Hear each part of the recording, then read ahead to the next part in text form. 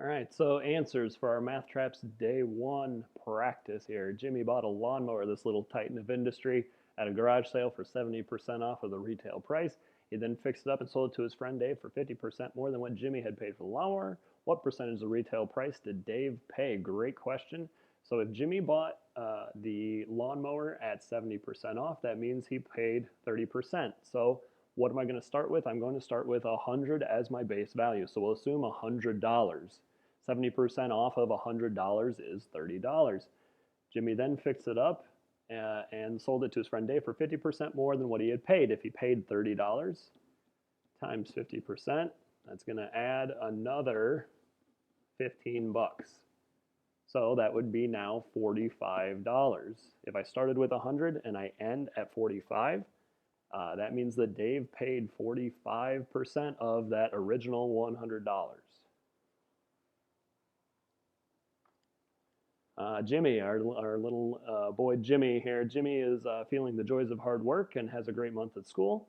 Over his tests, he averaged 3 tests at 95%, 5 at 97%, and 2 at 92. So since this is that weighted average, and it is a little confusing because we're using percentages, but you notice it kind of separated the data like we saw with the goals and games. It's got 3 tests at 95%, and then 5 more at a different percent, and 2 more at a different percent. So anytime you kind of see that data getting separated, you know you're trying to find an average.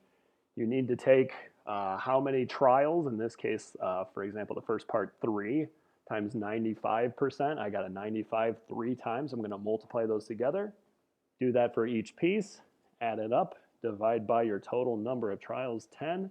And that gives me that 95.4% test average.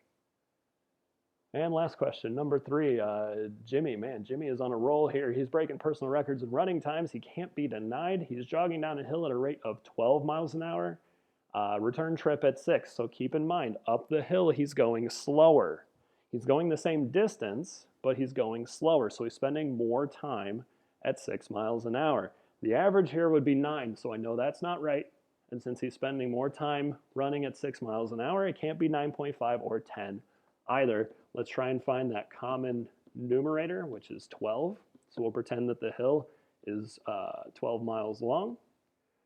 12 is just 1 hour, 12 miles per hour, since that's exactly what he had running down the hill. Running up to get that to be 12, that would be over 2 hours. So notice he spent 2 hours at 6 miles an hour, where he only spent an hour at 12, so he must be going slower.